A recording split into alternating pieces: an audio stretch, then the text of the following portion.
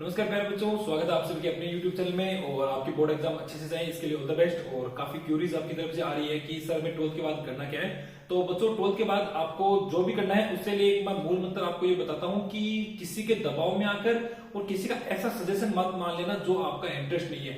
आपको सब्जेक्ट वही लेना है जो आपका इंटरेस्ट है। जैसे बहुत सारे बच्चे हैं पेरेंट्स के दबाव में आके 11 12 के अंदर पीसीएम यानी साइंस वाला सब्जेक्ट ले लेते हैं, बट उनका साइंस में मन नहीं लगता है और बाद में उनको पछतावा होता है। तो अभी भी मैं आपको कह रहा हूं, अगर आपने साइंस सब्जेक्ट ले रहा है और आपका मन नहीं लग रहा है तो प्लीज आर्ट्स बैकग्राउंड या कॉमर्स बैकग्राउंड में आ जाइए, जहां आपका दिल लगता है। डेफिनेटली आप सक्सेस को हासिल कर लोगे। सेम मेरे साथ भी ऐसा था, मेरे को घर वालों ने जबरदस्ती पीसीएम दिलाया, बट मैंने बाद में आर्ट्स लिया था और मैं जहां हूं मुझे लग रहा है कि मैं ठीक हूं। मैंने काफी अपने आप को ठीक मानता हूं। चलिए 12th के बाद हमें करना क्या है, तो चलिए वीडियो शुरू कर लेते हैं। देखो बच्चों 12th के बाद में अपने बहुत सारी फील्ड है और जो अपना इंटरेस्ट है उसके अकॉर्डिंग हमें शुरुआत करनी है। देखो सबसे बढ़िया, अगर मैं मेरे अकॉर्डिंग बताऊं, मेरा इंटरेस्ट था आर्मी ऑफिसर बनने का, तो मैं आपके आर्मी ऑफिसर से शुरू कर रहा हूं। सैलरी इतनी गजब की होती है, सैलरी को छोड़ो, सबसे बड़ी बात है कि रेपुटेशन कितनी गजब की होती है। लोग आपको सैल्यूट करते हैं, आप गॉगल्स ब्लैक गॉगल्स लगाते हो, आपको स्टार्टिंग में बुलेट बाइक मिलती है गवर्नमेंट की तरफ से, तो काफी चीजें आपको वहां पे मिलती हैं, तो वो बड़ा शानदार है। तो 12th के बाद में आपको एनडीए का मौका मिलता है, नेशनल डिफेंस एकेडमी में जाने का मौका मिलता है। इसके लिए वैसे सब्जेक्ट कोई स्पेसिफिक नहीं है, बट क्योंकि जो एग्जाम पैटर्न है वो साइंस वालों के लिए होता है, तो साइंस वालों के लिए बहुत अच्छा ऑप्शन है एग्जाम क्रैक करने का। ठीक है, उसके बाद में एनडीए रिटर्न क्लियर करने के बाद आपका इंटरव्यू जो होता है वो एसएसबी इंटरव्यू होता है 5 दिन का। अगर आपकी इंग्लिश अच्छी है, अगर आपका जनरल नॉलेज अच्छा है, आपका करंट अफेयर्स अच्छा है, तो डेफिनेटली आप एनडीए क्रैक कर सकते हो। और इंडिया की एकमात्र जॉब ऐसी है जो 12th के बाद आपको ऑफिसर बनने का मौका देती है, वो है एनडीए। और कहीं भी आप ऑफिसर नहीं बन सकते, ए ग्रेड ऑफिसर आप बनोगे तो सिर्फ एनडीए के थ्रू ही बनोगे। ठीक है बच्चों, इसके बाद में एक बात और बताऊंगा, एनडीए अगर आप क्लियर नहीं कर पाते हो और आपने जेईई मेंस अटेम्प्ट किया है और आपके परसेंटेज 12th के अंदर अच्छे हैं, तो भी आप डायरेक्ट इंटरव्यू दे सकते हो। काफी अच्छी पोस्ट आपको वहां पे मिलेगी और गवर्नमेंट खुद आपको वहां पे बीटेक या बीई कराएगी और आपको ऑफिसर रैंक प्रोवाइड करवाएगी। चलिए अब देखिए, अगर एनडीए क्लियर नहीं होता है या आपका आर्मी ऑफिसर में मान लो एनडीए क्लियर नहीं हो पाता है और आप क्या कर सकते हो, तो देखो ग्रेजुएशन करना है। अब ग्रेजुएशन भी दो तरह से होते हैं, एक तो सिंपल बीए बीएससी या बीकॉम, बीए बीएससी और बीकॉम। तो बीए कौन करेगा? आर्ट्स वाले बीए करेंगे, बैचलर ऑफ आर्ट्स, साइंस वाले बीएससी और कॉमर्स वाले बीकॉम करेंगे। अगर आपके 12th में साइंस है और आप साइंस नहीं रखना चाहते हो तो आप आर्ट्स सब्जेक्ट या कॉमर्स सब्जेक्ट लेके भी अपना आगे चूज कर सकते हो।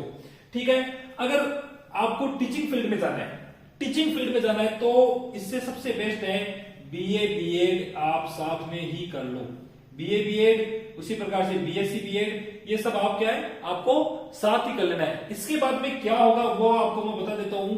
BA BEd, BSc BEd, BCom BEd के बाद में, बीकॉम बीएड में सिर्फ आप पीजीटी बन पाओगे, लेकिन बीए बीएड और बीएससी बीएड से आप टीजीटी और पीजीटी टीचर, टीजीटी को कहते हैं राजस्थान में सेकंड ग्रेड और पीजीटी को कहते हैं स्कूल लेक्चरर, यानी जो टीचर आपको 10 11 12 को पढ़ाते हैं, 11 12 को पढ़ाते हैं वो पीजीटी होते हैं।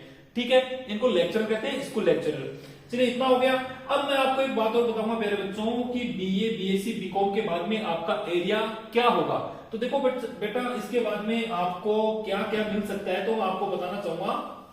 बीए बीएससी बीकॉम के बाद में आपकी जैसे ग्रेजुएशन कंप्लीट होती है, अब आपके सामने फिर से ऑफिसर बनने का मौका आ जाता है। इसमें आप क्या कर सकते हो, सीडीएस यानी यही, अगर एनडी के लिए नहीं तो सीडीएस एक बार फिर आपको मौका देती है आर्मी ऑफिसर बनने का। एफकेट में क्या होता है, आप फ्लाइंग ऑफिसर बन सकते हो, पायलट बन सकते हो। इसके अलावा अगर आपको लग रहा है कि नहीं यार डिफेंस में मजा नहीं है, मुझे तो कुछ सिविल सर्विस में कुछ करना है, तो ग्रेजुएशन के बाद में आप यूपीएससी और स्टेट पीएससी आप निकाल सकते हो, स्टेट पीएससी, जिसमें आपको एसडीएम रैंक मिलती है और उसके बाद में आप डिस्ट्रिक्ट कलेक्टर बन सकते हो सिर्फ 3 साल। यानी अभी आप 12th में हो, अगर आपने 3 साल अच्छे से मेहनत कर ली ना तो आप डायरेक्ट एसडीएम, अगर यूपीएससी क्लियर करते हो तो एसडीएम, और अगर आप स्टेट पीसीएस क्लियर करते हो तो थोड़ी सी लोअर रैंक मिलती है, और पर धीरे धीरे आप एसडीएम कलेक्टर बन जाते हो। तो सिर्फ 3 साल की मेहनत आपकी यहाँ पे लगने वाली है। एनडीए हो गया, ऑफिसर रैंक, यहाँ भी आपको कौन सी मिल रही है, ऑफिसर रैंक। अगर आपको ये लग रहा है कि यार मैं ऑफिसर तो नहीं बन पाऊंगा, मैं ठीक है पढ़ाई में ज्यादा इंटेलिजेंट हूं, अगर लग रहा है, बट देखो 12th फेल आपने मूवी देखी होगी जिसमें एक ऐसे बच्चा एक फेल होने के बावजूद एक ऑफिसर बनता है यूपीएससी क्लियर करके, बट आपको ये लग रहा है कि पढ़ाई नहीं करनी, आगे कुछ और करना है, तो देखो 12th के बाद में आप एसएससी जीडी का एग्जाम, वैसे 10 के साथ हो जाता है, पर 12th के बाद भी आप दे सकते हो एसएससी जीडी, जिसके अंदर आप पैरामिलिट्री फोर्सेज को ज्वाइन कर सकते हो, जैसे आईटीबीपी है, बीएसएफ है, सीआईएसएफ है, सीआरपीएफ है। इस पे भी मैंने एक वीडियो बना रखा है, आप वहां भी जाके देख सकते हो कि कौन सी फोर्सेज कितनी अच्छी है। चलिए इसके बाद में देखो कि एसएससी जीडी हो गया, इसके अलावा आप अग्निवीर भी ज्वाइन कर सकते हो, अग्निवीर भी आप ज्वाइन कर सकते हो, यहां भी आपको अच्छा लगेगा। चलिए इतना हो गया। अब आप सोच रहे हो कि नहीं अग्निवीर भी ठीक नहीं है, डिफेंस में ऑफिसर बनना भी अच्छा नहीं लग रहा है, यूपीएससी वगैरह भी अच्छा नहीं लग रहा है, आपको कुछ स्पेशल चाहिए। तो स्पेशल में देखो बच्चों, अगर आपको बोलने का तरीका है, आप डोमिनेट हो सकते हो, आप अपनी बात को लॉजिकल वे में कह सकते हो, तो डेफिनेटली अब आपके लिए एक रास्ता है, वो है BA LLB। BA LLB आप कर सकते हो, ठीक है। तो या आप वकील बन सकते हो, और सिविल जैसे सिविल सर्विस होती है वैसे ही वहां पे भी एक एग्जाम लगती है जिसके अंदर आप रेप्यूटेड जॉब वहां पे बन सकते हो, जज वगैरह।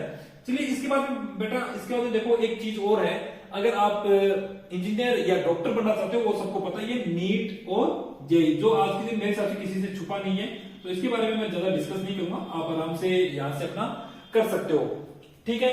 लेकिन एक बात मैं आपको और कहूंगा, देखो आप भी कुछ साथी होंगे जो डॉक्टर बनेंगे, कोई इंजीनियर बनेगा, लेकिन इंजीनियर और डॉक्टर बनने के बावजूद वो देखना एक दिन यूपीएससी की तैयारी करेंगे, और जब वो डॉक्टर इंजीनियर बनेंगे तब आपको ये लगेगा कि यार मैं तो बहुत पीछे रह गया, मैं तो कुछ नहीं कर पाया। मैं फिर कह रहा हूं, आप कुछ करें या नहीं करें, अगर आप अपना ग्रेजुएशन या यहां से जो बीएससी बीएड अगर वो भी आप कंप्लीट कर रहे हो दिल और मेहनत के साथ, और आप यूपीएससी की तैयारी कर रहे हो, तो डेफिनेटली आप इन फ्रेंड्स के साथ इनसे आगे हो जाओगे, क्योंकि इनको 5 साल अपनी डिग्री कंप्लीट करने में लगेगी, उसके बाद ही यूपीएससी की तैयारी करेंगे और फिर जाके आईएएस बनेंगे।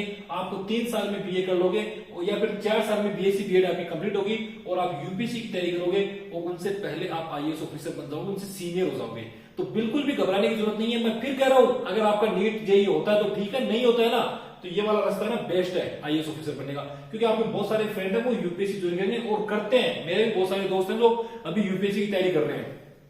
चलिए आगे देख लेते हैं कि इसके अलावा आपके पास एक ऑप्शन और क्या है ग्रेजुएशन के बाद में। ग्रेजुएशन के बाद में देखो 12th आपने कर लिया, ग्रेजुएशन कर ली, तो बेटा ग्रेजुएशन के बाद में अब आपके सामने एक ऑप्शन और आता है CAPF, ये होता है ग्रेजुएशन के बाद में, ठीक है। तो ग्रेजुएशन के बाद में होता है CAPF, यानी अब आपको यहाँ पे असिस्टेंट कमांडेंट बनने का मौका मिलता है। जैसे ये तो होता है defence officer, army navy air force वाला, सीडीएस वगैरह, लेकिन जो CAPF होता है उसमें आपको BSF CRPF CISF ITBP यहाँ पे ऑफिसर बनने का मौका मिलता है, इक्वल टू IPS होता है, कोई दिक्कत नहीं है। ये सब ऑफिसर्स जो होते हैं वो इक्वल होते हैं, इसमें कोई दिक्कत नहीं है। तो CAPF का भी आपको मौका मिलता है, बहुत ही रेप्यूटेड जॉब ये आपकी रहने वाली है। चलिए इतना आपने देख लिया। अब देखो किसी किसी बच्चे का मन होता है कि नहीं इतना भी मेरे से नहीं होगा, कुछ और करना चाहता हूं, तो आपके लिए बीएससी नर्सिंग भी एक अच्छा रास्ता है, बीएससी नर्सिंग। तो बीएससी नर्सिंग में आप एडमिशन लेके वहां पे कंपाउंडर वगैरह की आप बाद में बन सकते हो। इसके अलावा एम्स वगैरह में जो नर्सिंग ऑफिसर होते हैं ग्रेड A1 की उनकी जॉब होती है, वो भी आप वहां पे बीएससी नर्सिंग कंप्लीट करने के बाद में ले सकते हो। साथ में 12th के बाद में वेटनरी की भी जॉब होती है, जिसमें आप पशु चिकित्सक यानी एनिमल जो कंपाउंडर होता है वो आप बन सकते हो। ठीक है बच्चों, ये इतनी हो गई। इसके अलावा इसमें और बताने लायक अगर मैं आपको बताऊं, हाँ एक इंपॉर्टेंट बात है बेटा, ग्रेजुएशन में अगर बहुत इंपॉर्टेंट, मैं सच कह रहा हूं, ये जॉब भी बहुत अच्छी है, काफी बच्चों की ये डिमांड भी होती है कि सर ऐसी कोई जॉब बताओ जिसमें घूमने फिरने का मौका मिले, मजा आ जाए। तो मजा आने के लिए ये कहूंगा कि अगर आप ग्रेजुएशन में आर्ट्स वगैरह लेते हो, आर्ट्स में अगर आप हिस्ट्री लेते हो तो हिस्ट्री आपके लिए सबसे बेस्ट है। अगर आप मेजर हिस्ट्री लेते हो, हिस्ट्री मेजर लेते हो, तो आपको आर्कियोलॉजिस्ट साइट पे जाने का मौका मिलेगा, यानी आपको आर्कियोलॉजिस्ट बनने का मौका मिलेगा। आपने राम सेतु फिल्म तो देखी होगी, जिसमें जिस तरह से अक्षय कुमार होता है, उसका जो रोल होता है वो एक आर्कियोलॉजिस्ट का ही होता है। वो भी ऑफिसर लेवल की जॉब होती है, यूपीएससी उसका एग्जाम कंडक्ट करती है, कई स्टेट वाले भी वो भी उसकी एग्जाम कंडक्ट करवाते हैं। तो बहुत ही शानदार जॉब है, आर्कियोलॉजिस्ट भी आप बन सकते हो। तो बस मैं यही कहूंगा, फिलहाल इतना ही है, ज्यादा डीपली मैं नहीं जा रहा हूं, क्योंकि बहुत सारे ब्रांचेस हैं, ये करो वो करो वो करो वो करो, नहीं, जो इंटरेस्ट है वो करो। मैं तो ये कह रहा हूं कि जो इंटरेस्ट है वो करो। और दूसरी बात ये है, इसमें मैं देख रहा हूं कोई चीज ऐसी रही तो नहीं है जो आपको बतानी जरूरी है। हाँ, मेन बात ये है कि बच्चों में एक बात बता नहीं पाया, जब आप ग्रेजुएशन करो ना, तो ग्रेजुएशन के साथ में कुछ भी हो जाओ, एनसीसी जरूर करनी है। एनसीसी करने का सबसे बड़ा फायदा क्या है कि आप डायरेक्ट आर्मी ऑफिसर का इंटरव्यू दे सकते हो, डायरेक्ट विदाउट एनी इंटरव्यू। इसके अलावा आपको हर इंटरव्यू के अंदर भी आपको वहां पे फायदा मिलेगा, ठीक है। एनसीसी के अंदर, एनसीसी के द्वारा आप क्या होगा, आपको मिलिट्री ज्वाइन नहीं करनी है, पर आपको स्कूल के साथ साथ यानी कॉलेज के साथ साथ ही आपको मिलिट्री की ट्रेनिंग मिल जाएगी। बड़ा अच्छा लगेगा, बहुत ही रोमांचक ये रहने वाला है, ठीक है बच्चों। तो जॉब और सब्जेक्ट करने वही है जो आपका दिल करे। लोगों से आप सिर्फ और सिर्फ सजेशन लो, उनके कहने पर किसी ऐसा सब्जेक्ट मत ले लेना जो आपका कैरियर कहीं से कहीं पहुंचा दे, यानी बिगड़ ना जाए कैरियर। तो सबसे बड़ी इंपॉर्टेंट बात ये है कि आज के लिए मैंने इंटरेस्टिंग जॉब्स बताई हैं, कौन कौन सी इंटरेस्टिंग जॉब आप प्राप्त कर सकते हो। इसके अलावा अगर आपको लग रहा है कि किसी और फील्ड में सर मेरे को जाना है तो कमेंट बॉक्स में बताएं और डेफिनेटली मैं आपकी हेल्प करूंगा जितना मुझे पता है, ठीक है।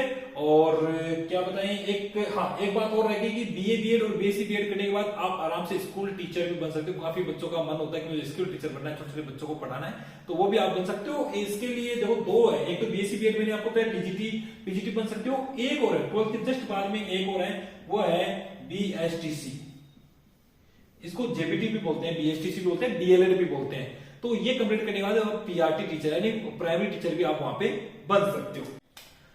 देखो बच्चों, एक इंपॉर्टेंट बात और रह गई, वो इंपॉर्टेंट बात यह है कि आप सीयूईटी का एग्जाम जरूर फॉर्म फिलअप करें। अभी फॉर्म निकले हुए हैं तो सीयूईटी का फॉर्म जरूर जरूर जरूर फिलअप करें, क्योंकि आपको यूनिवर्सिटी में एडमिशन सीयूईटी से ही मिलेगा। आजकल गवर्नमेंट टेस्ट कर दिया है यूनिवर्सिटी में एडमिशन के लिए, और सीयूईटी बहुत इंपॉर्टेंट है। अच्छी यूनिवर्सिटी मिल गई तो आप अच्छा पॉलिटिशियन भी बन सकते हो, एक अच्छे ऑफिसर भी वहां से निकल सकते हो। तो ये एक इंपॉर्टेंट बात थी।